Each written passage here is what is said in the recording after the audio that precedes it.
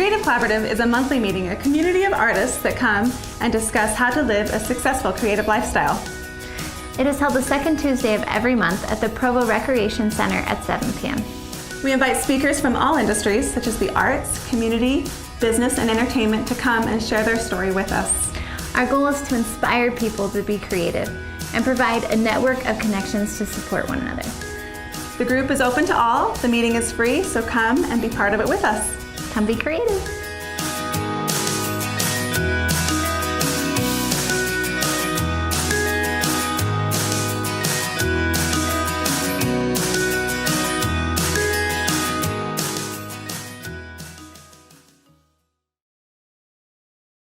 I would like to start with reading Steve's bio and introduce him. Steve Olpin, the talking fly, is going to speak about his journey as a filmmaker, from a kid in love with still photography to a life as a full-time freelance nonfiction filmmaker. He's had 2 decades of chasing the dream of being a filmmaker, and tonight he's going to speak about 60 films, 60 mistakes, and lessons learned. So, welcome, Steve Olpin.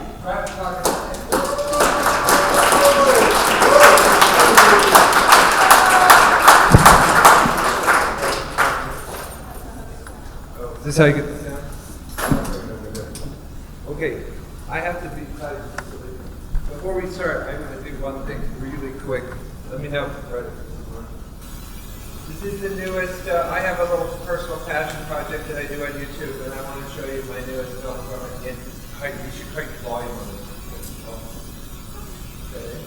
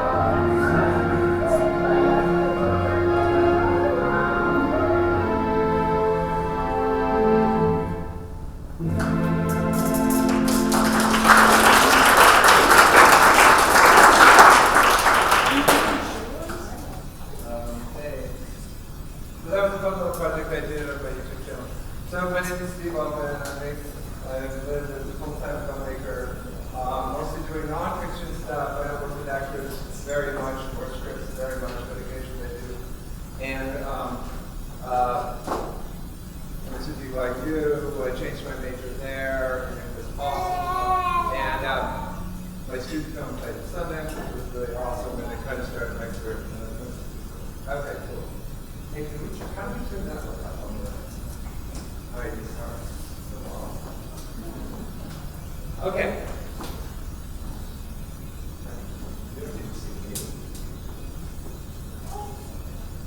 So oh, by the way, this must be number 2. I've already mistakes here. Okay. This is not my family, but I couldn't find a picture of my family in the river, which is, I have. This is a project I was on.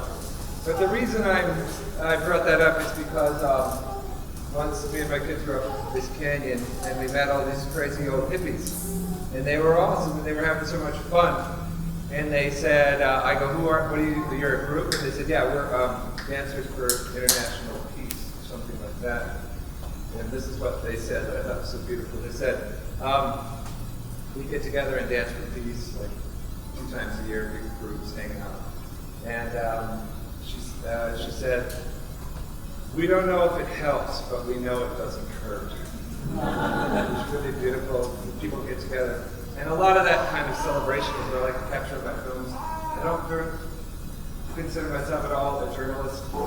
More painting happy, fun pictures and things that inspire me. So hopefully this presentation wasn't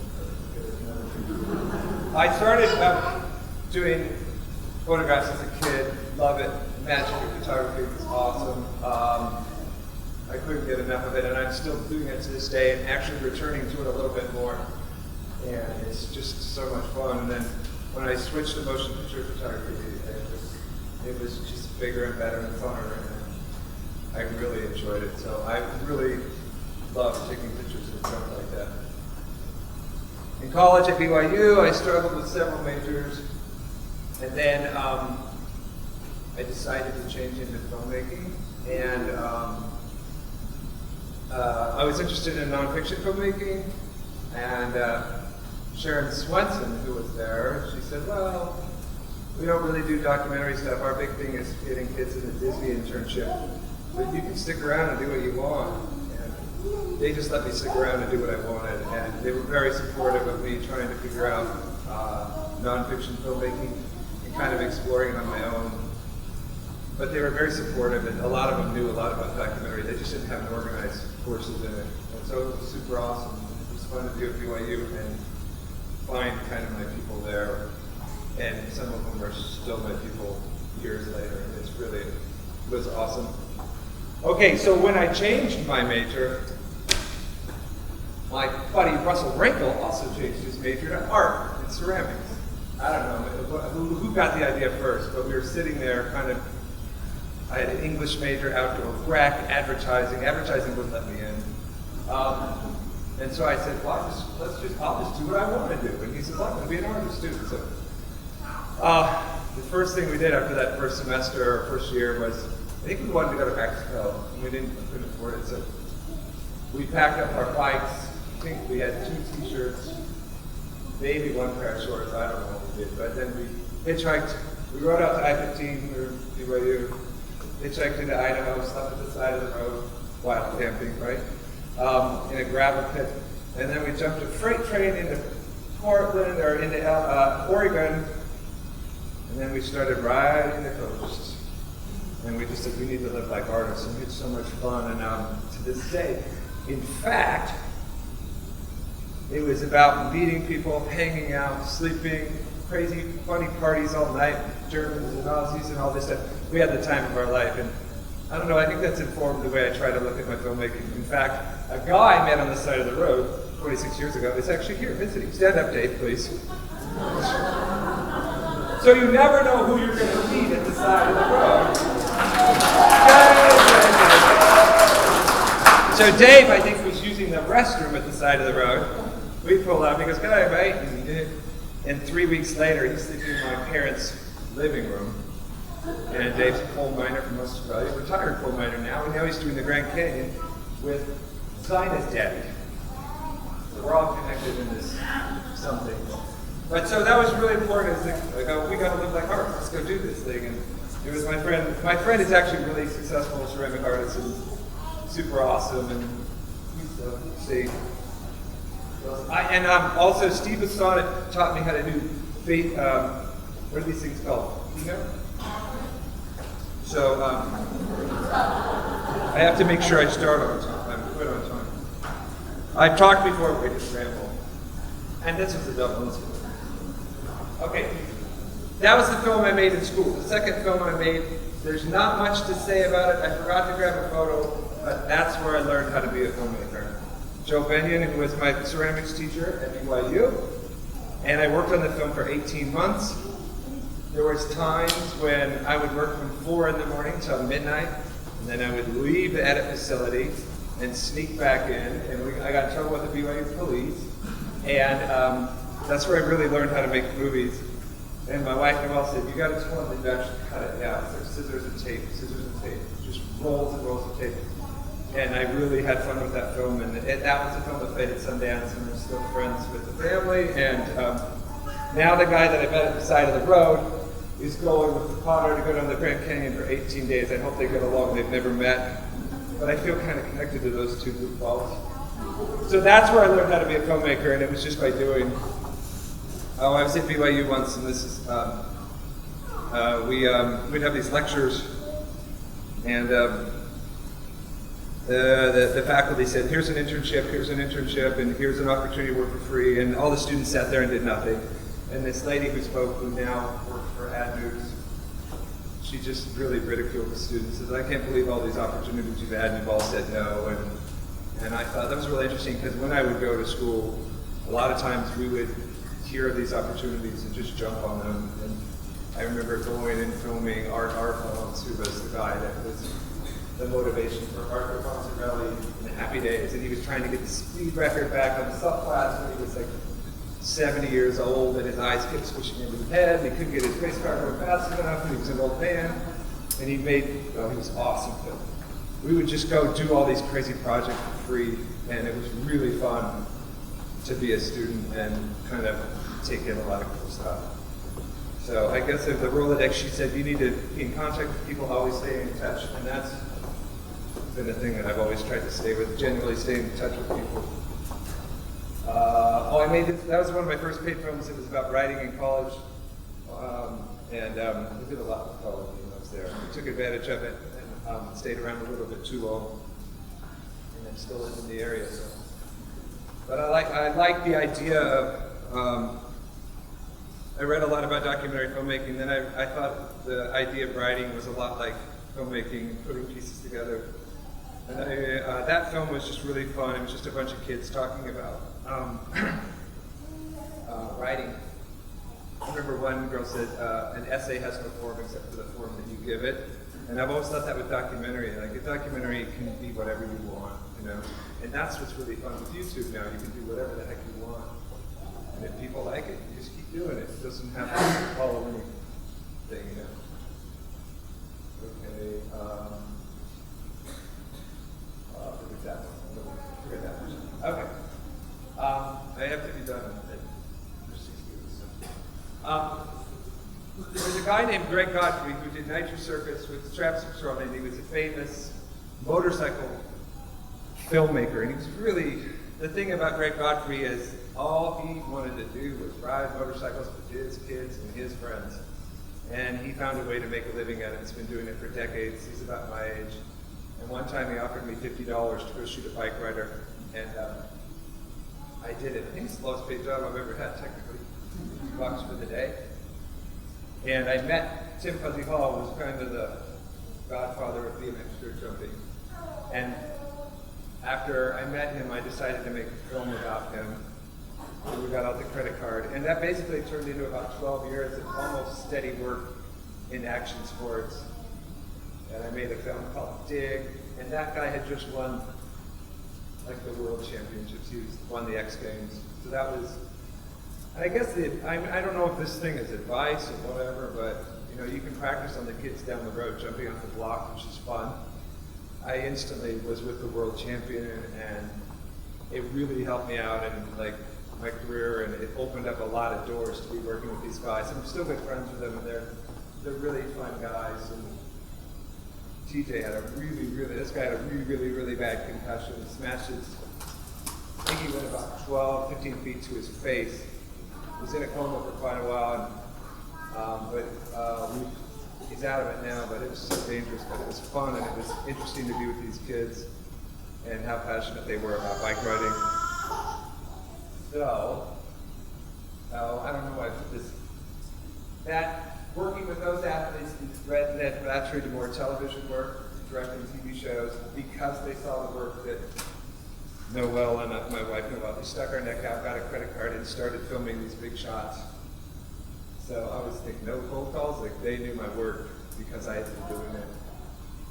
And then there was a network called Fuel TV, and it was action sports, and they spent a lot of really, it was really cool the way they were graphically, how they represented the sports. There was a lot of artists involved, and it was a lot of the kids that got hired to do this stuff were just the kids that film skateboard tricks, and it was just trick. And I had taken like maybe all the stuff I'd done with the artists and the potter and tried to spin it into this kind of work. And I really found a home there. And this first show I worked on was called First Hand, and it was like a diary show where you follow people around. And of course there was great action and story. And this guy was, he worked in like airplane parts in England, and then he was really good and moved to the US. And so I was able to film him in Pennsylvania and then go to England with him. But I think it was also because they had seen my work with, Fuzzy Hall and those guys.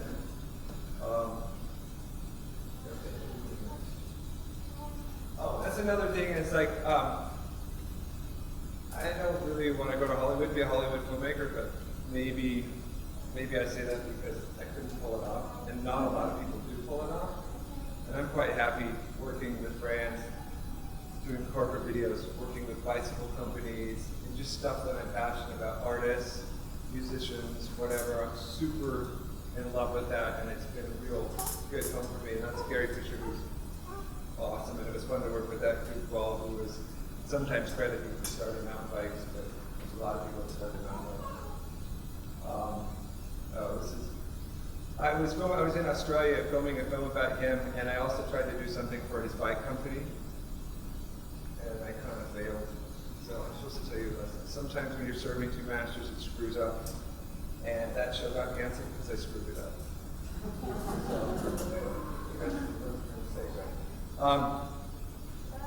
Another show that I was able to be involved with was a show called Pollution. It was about action sports kids that were under the age of 18, or no, 16. And it was just fun. It was just so much fun. And the passion that the parents had, and it was always being with their family. And the moms and dads were always my age, and we were just goof off, and we traveled all over the country. I think I did like 18 of these, and it was really, really fun. And I don't know what lesson I learned other than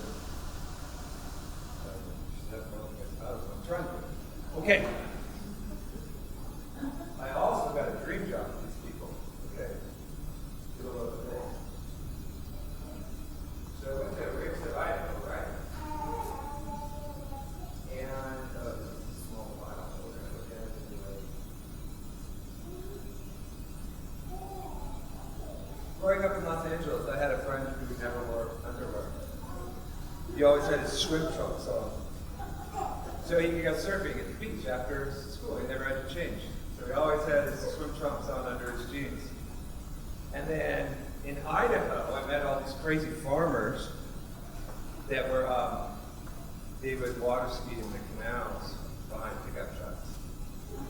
And so I was given the opportunity to do these really cool, like, station ID for the network. And I would pitch them crazy ideas, and they would like buy it. I would like, it was actually pretty good pay for me. Oh, and the guy that helped me shoot that is here, right? Is Brandon here? There he is. That's the guy I worked with that I met in school too. He was actually my cinematographer then. And we did this piece, and it's really fun. I forgot who we were here for.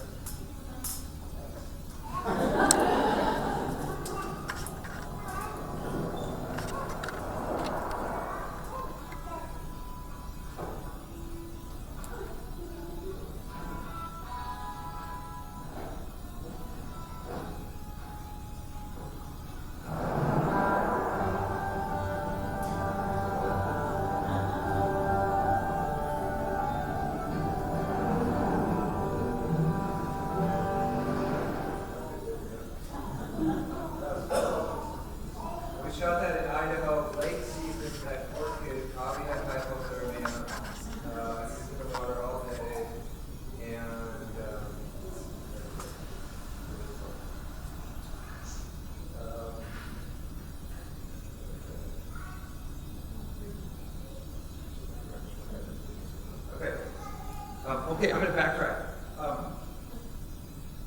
Ray Bradbury came to smoke at school when I was here. I'm not into science fiction. I don't hate science fiction. It just doesn't do much for me. And he was the most inspirational person I've ever heard in my life. And I had this great idea that I should pitch him this show idea. And I wrote it.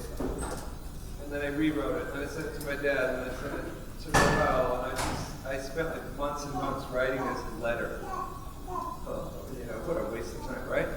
It was probably a perfect letter, no typos or anything, just awesome. And then he wrote back, which was awesome. He said, no, I'm too busy. Good luck. I saved the letter. So Ray Bradbury said, no, I wasn't ready for it anyway. I don't think it was a step. It wasn't a logical step to go that high, But later, when Lance Armstrong was getting everybody excited about cycling in the U.S., I pitched an idea to the Outdoor Life Network, and I said, Lance is awesome, all the teams are awesome, let's tell the stories of the people standing on the side of the road, the guys that are sitting there partying and drinking for 4 days before they come, the guys that meet the street, the guys that dress up like the devil and chase the, I said, let's just tell a story about those, and total cold call, and they bought it. Like $100 grand later, I said, I need about $100 grand. Okay, here you go. And so we camped. I had a translator from BYU who's a Norwegian kid who spoke French. And about 5 or 6 of us went over there. And I look at the proposal now, it's full of typos. It's a disastrous piece of writing. But the idea was so good and so timely that we got the job, And I thought it was cool. And we had so much fun there that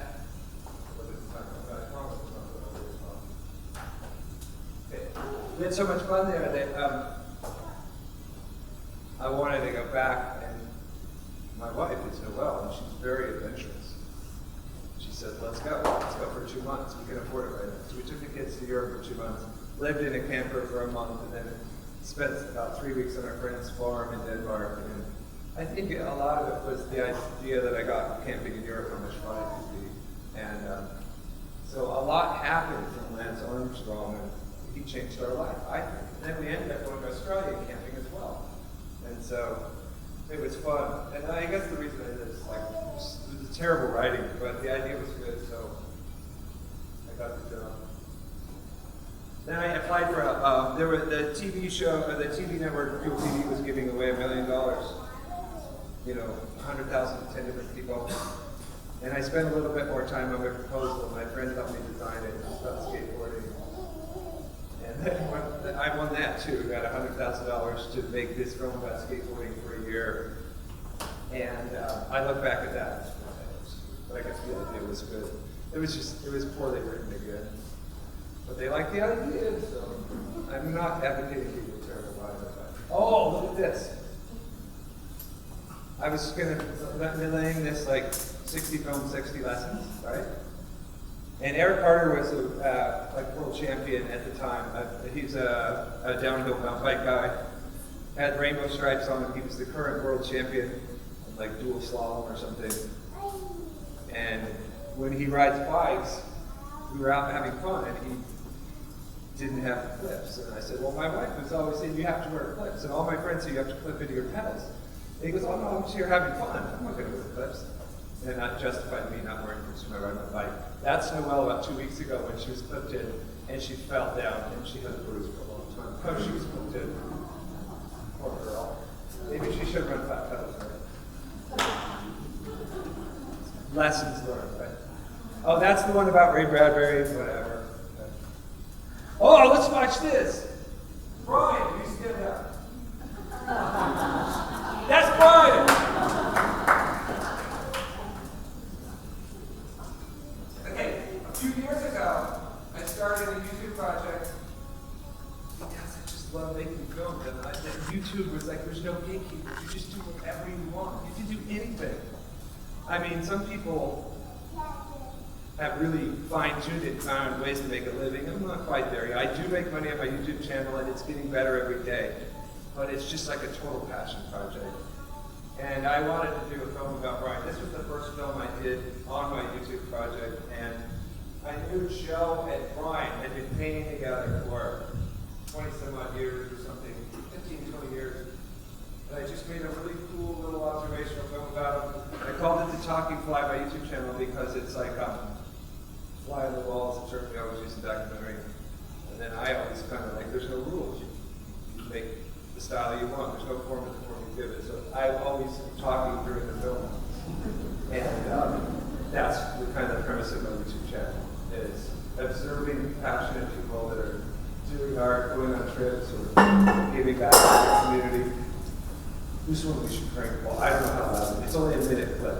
But it's about a 5-minute film, and this is about 3 minutes into it. Right, draw a picture of your tape? Yeah. You're going to draw me, and I'll draw you. You draw me, and I'll draw you. We did.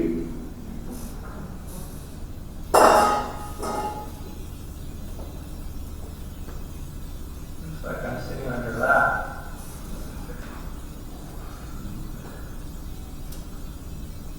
There you go. Fine. That's good. Look at that. Boy, did I put my beard on? No. You're stronger than I, aren't you? No. No. Where's that? Right now. Not done it yet.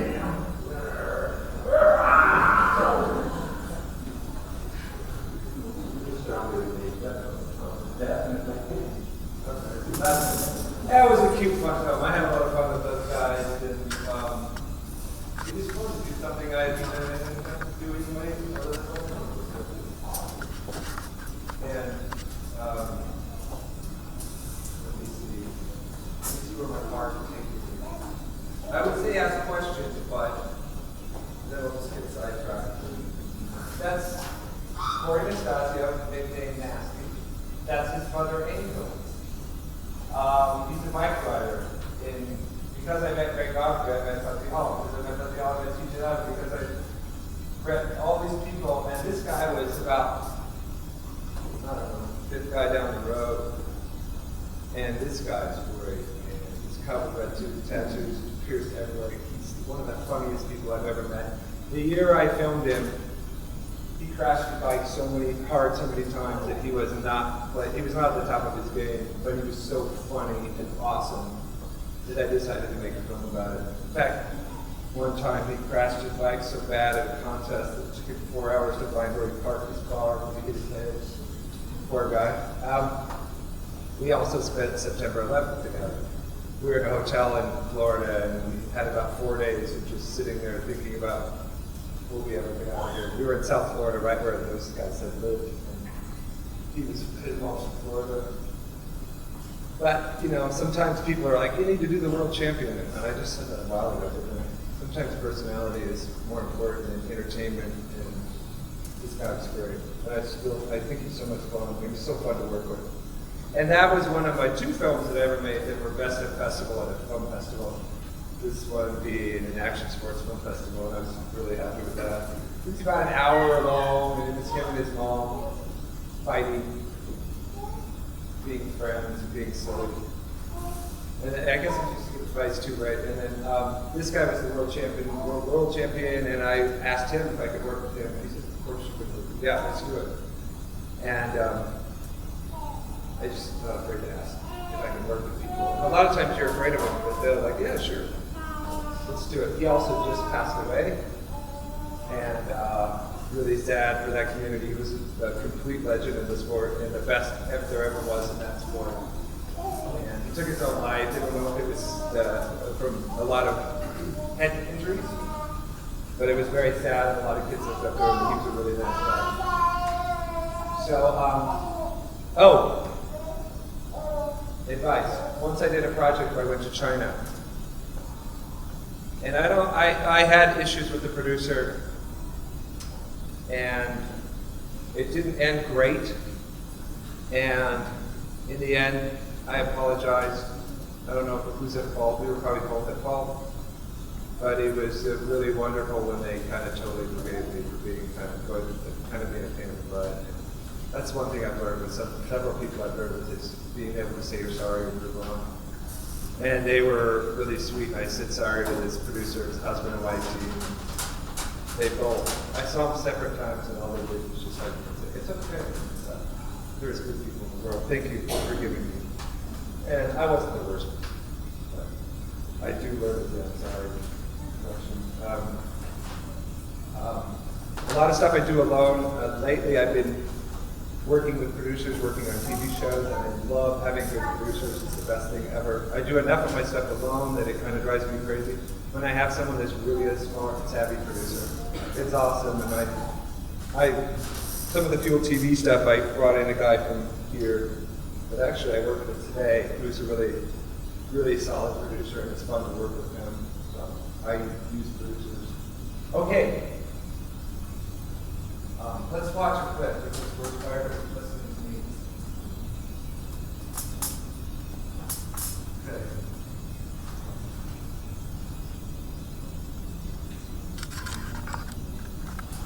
This is one watch. We're going to watch it long. Not 5 minutes a day. So you can leave it during the lunch.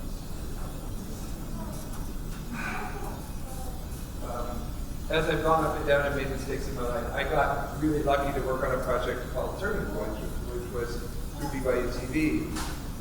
And it was one of the most rewarding projects I've ever done. And one of the producers there who kind of changed my life is, I was always having trouble, like hiring guys like Brandon, who shot the movie, and doing it myself, then hiring someone else, and not knowing where I stood as a filmmaker. And the producer of this show said, you just need to put the camera in your hands, quit hiring people, take ownership, and just go to work, you know. And this one was, and that TV show was a little bit rough at the edges. It's extremely passionate, and it's not polished, it's not super polished, and it was like life-changing to work on this TV show. And when they told me about this production, are you leaving, Dan? No. What? Just gotta go.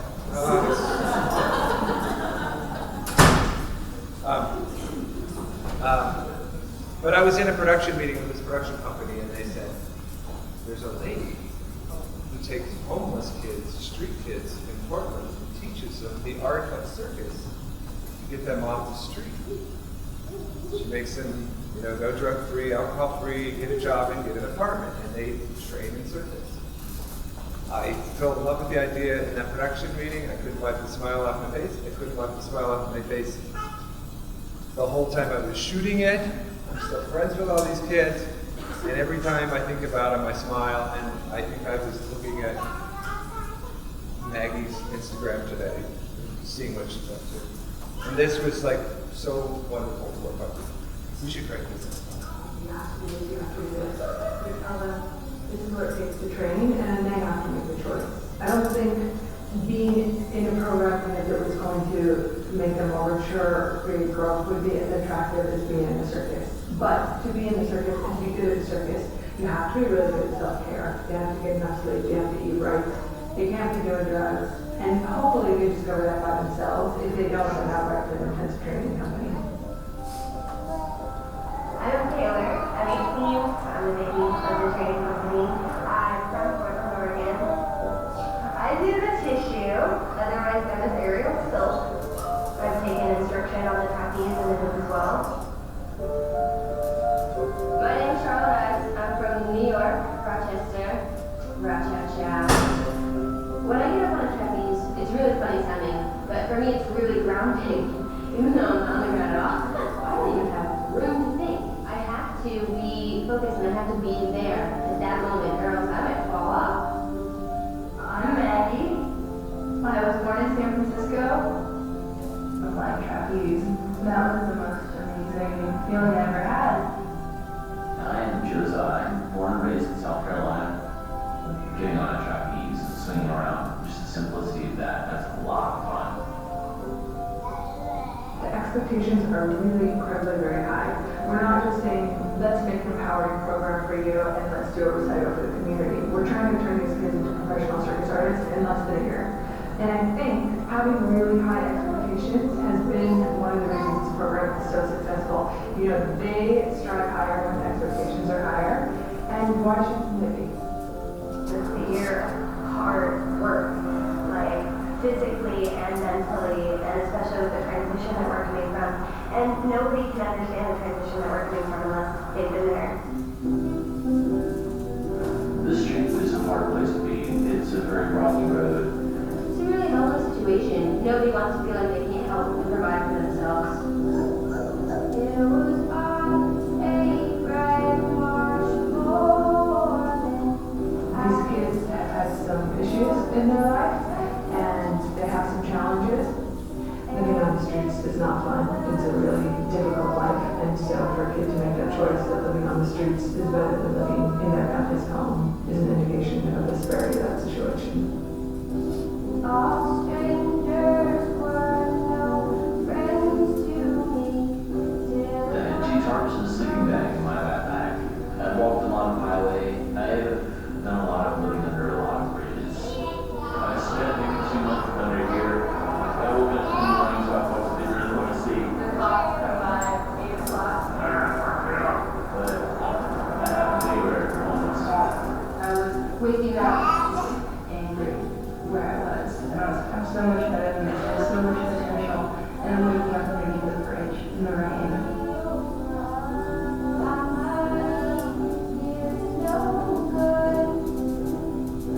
You can sit beside a road and beg for change. You know, it's like, fair change, fair change, fair change. You might get a dollar a whole day of sitting 8 hours out on the street corner, watching people mill around you and just being ignored when you're not even there because you're something so alien to them. They just don't understand how you could possibly do that. My dignity was really shattered, and I felt like I was a total failure. But we never I spent a lot of this time in this park, just doing what I could, you know, to get by. I had to do things to support myself, you know, to eat when I didn't want to beg. We would dumpsters, we would, you know, dig in the trash for food, eating day old meat. I was so angry, just feeling like I got to a place where I was accepting just the lowest form of life. When you're homeless, there's that sort of mindset of like, there is no future, and to know that you ingest a lot of drugs and you drink a lot of alcohol. I mostly just began drinking in an attempt to connect with my peers around me and to try to find something that I wasn't finding. And I got in a lot of trouble for that. It was going on for a long time. Like, I got myself in too deep. So I felt like I was changing the world, you know, but I was just in that deep. And I was just killing myself really slowly. There's a lot of love in the circus, there's a lot of care and a lot of support. And circus has always been really the fact that they have somewhere to come where they are accepted as who they are and that they're held in the community is a really strong goal for these kids.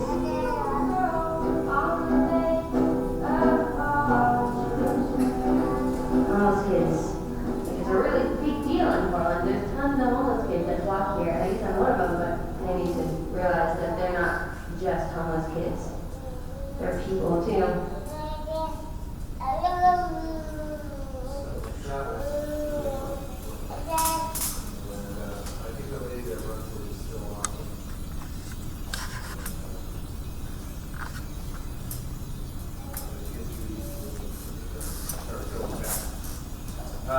As far as filmmaking, one of the things I've learned a lot is I ask for permission for almost every social situation I'm in. And this is a girl we were doing a documentary about for the same TV show. Leslie, this is from the GoPro shop. And she had just lost both of her legs in a train accident. And her house wasn't really wheelchair equipped. And she was doing some special ed with this kid that she worked out before her accident.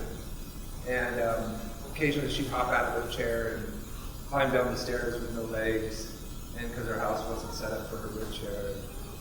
I just always asked every time I thought there might be something that wouldn't be respectful to show, and she was very open about it. She always told me to keep filming, but I just always asked. And, that's another thing. One of my big things in filmmaking, and again, is introductions and social, like introducing everybody in the room. When we're working on a project, everybody knows everybody in the room, everybody's comfortable with everybody in the room, and we have fun. And sometimes we do stuff that's like really hairy. People are opening up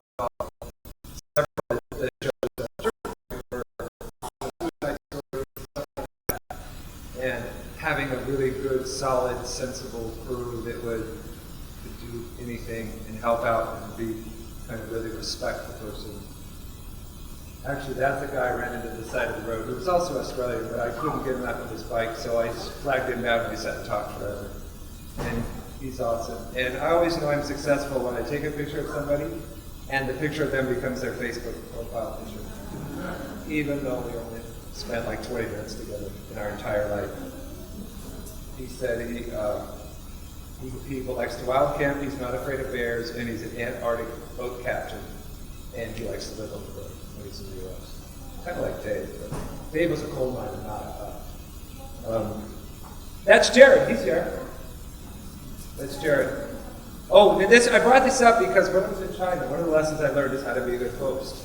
I've never learned it more in my life than the people that we met in China, and I've still fallen so short. And Dave's visiting from us, but I hope I'm even close to the Chinese people. And that's a lesson I learned, is try to be a good host. We like to have strangers in our house and people we know. And so that was the lesson I learned. This is Jen. Because of the TV show Turning Point, was the first time she was going to publicly tell about her attempted suicide. And I knew it was a special day that she would share this with us. We were there for a week. I think we did it on the 5th day. And we were all emotionally ready for it. And I had a crew that was so good and so respectful. And the B camera person, I said, we don't need 2 cameras on this. You run the audio, the producer. And as you'll notice, all the fine, heavy equipment that we used. She took us to this place because this was an important place. And we just dropped to the floor and sat with no equipment and just let her talk it out. And I think it was a real beautiful telling of her struggles. And I just love having the crews that are really sensitive to people and not too heavy on it. You gotta be heavy on the tech and you gotta know what you're doing, but you can't get in the way. And if you hear a lawnmower across the street, you don't stop somebody who's crying talking about their suicide attempt. So it's been really good to have really awesome crews to work with that really understand people's stuff. So, and that was really special. I mean, and when someone tells you a story like that, I think you become friends for a while. And we're still good friends, and she's awesome. I love her. She's good. That's another thing. A guy I used to work with, his name's Ty Arnold, and he called it all hands on deck filmmaking, which a lot of the stuff I worked on when I first got out of college was big Hollywood stuff that you just did your compartment. And I really hated working on those. I would much rather live on a thing where you're all in the room, you're going to get the job done, and everybody knows a little bit of everything, and you get the job done. So he came up with that term, all hands on deck filmmaking. I love it because we do it all the time. Okay, what time is it? Okay, we got a few minutes. My other advice, this kind of goes back. I went to her art show, and I told her I liked her piece, and she was happy, and I really did like it. And then I did a Kickstarter for her. She introduced me to another friend who was a gamer. I did a video for them. It was a Kickstarter. That person introduced me to a nonprofit that recycles pianos. Because I went and I liked a piece of art with my daughter, who went out for the night to look at art. It turned into about a year of work. So I think you should like people and tell them you like their stuff, you know? And this is a kid in Chicago. Now, whenever I go somewhere, I try to make a film about a stranger. And this is a guy I met on Instagram. And I think we had a hashtag in common. And he's a kid that lives on the south side of Chicago, I think. And he, talked about growing up Mexican in Chicago and his whole journey. And we just hung out. And we didn't spend that much time together, but it was really fun. And he kind of admitted it was out of his comfort zone and it was out of mine. And we had a great time together making this film together. Okay, wait, no. I'm going to sit down. Okay, oh, yeah, okay.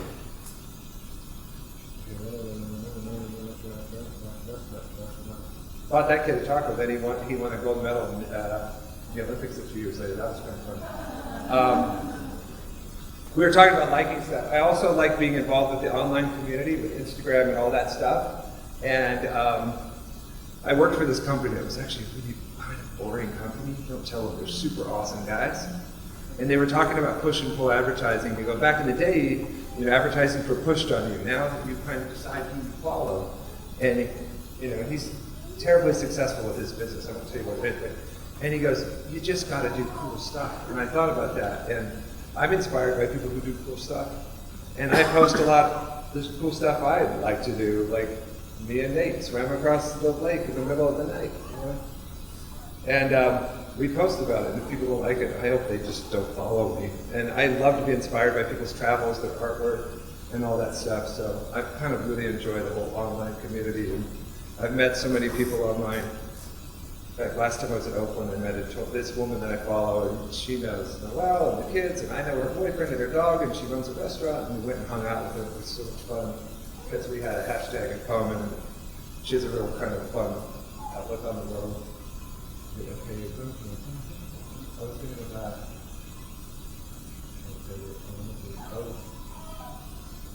I got to work on the behind the scenes with Jared Hess's Nacho Libre, and it was fun. I was going to tell the story, but I'm running out of time. Okay. I worked on a reality show where everybody would get hammered every night. I didn't get hammered every night. I didn't go to the bar and get drunk with them every night.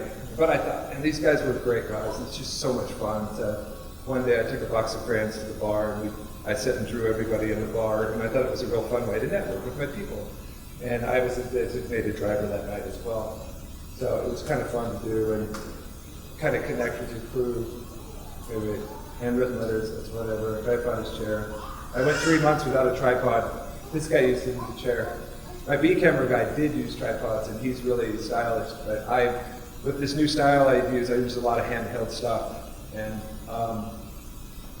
also, when I'm in town, when I'm shooting, sometimes people, well, what do you want to do? Do you want to go see a movie? I go, just take me to your artist. Let's go hang out with some of your art people. And I've been in towns where they've taken me to people's studios that I'm still friends with. This guy was a silkscreen guy, and he gave us the Principal Parade pillow. It still is on my bed to this day, 10 years later. So it's kind of fun to be in towns and ask, take me to interesting people. Oh my gosh! That's Steve and Tanya. I made a little short video about them. And with every little video I make, sometimes I just get one little nugget that enriches me and makes me a better person.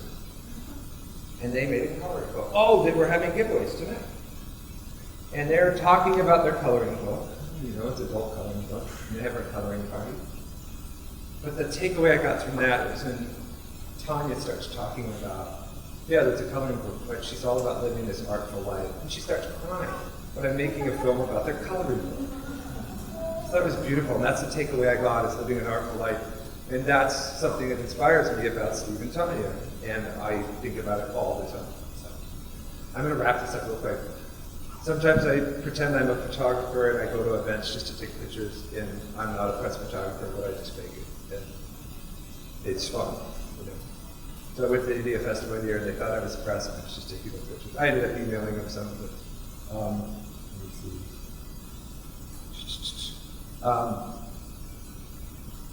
This is a really beautiful musician that lives in Salt Lake, and this is kind of the end of my talk. I told you I'd end at 8. We're going to end it. We got 1 minute or two, and then I'm going to play a video. But I'm just so inspired by all the artists around me and people that are making music, designing things, making films, and me and my daughter went and saw her, and I just remember, I think it was after the job, I was just kind of tired, and I was just so impressed by how beautiful, I don't even know how to say it, Libby, I think it is Libby. She's so awesome, and I'm just so excited about that. And then one thing I'm trying to do in my old age is, I have friends that are much more successful than me, and friends that haven't quite figured it out. I'm trying to find peace right where I'm at. It's my biggest challenge. Those aren't my shoes, I don't paint. This is from the boxer painter. He puts paint on his boxing gloves and paints them. And this was from a river trip. And I'm just like, there's so much to love in the world, and I'm so excited. And that's what I want my work to be.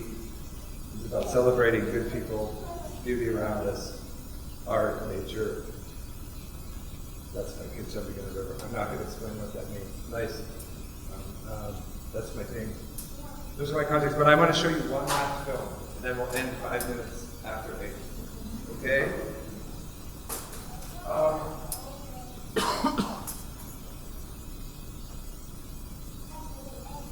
made this film, a friend of mine, Drew, who's a musician. musician and a barber. I got a grant to make this film about primitive pottery, and Drew referred me, and I was very honored about it.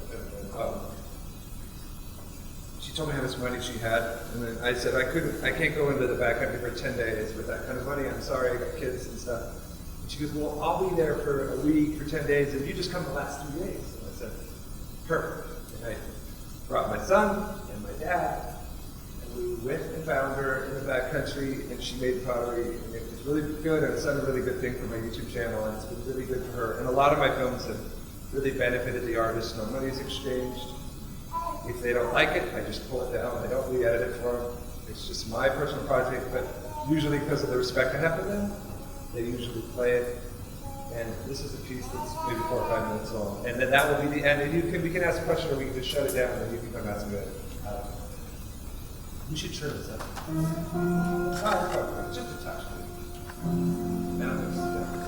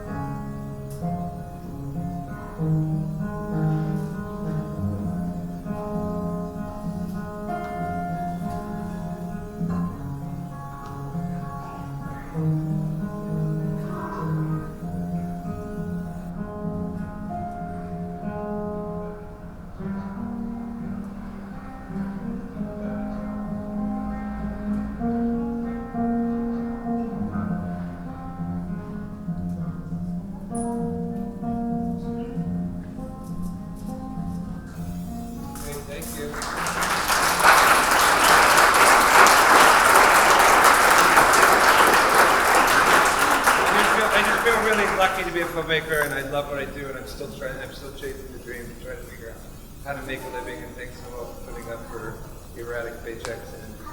But most of the work I do is stuff that I really love. I'm rarely put in a situation where I do crappy work. Occasionally that happens, but most of the time, people don't hire me for the crappy jobs, which I kind of wish they would, because they would pay the bills. But oh well. Thank you, and we can talk afterwards. That's good. We'll end it here.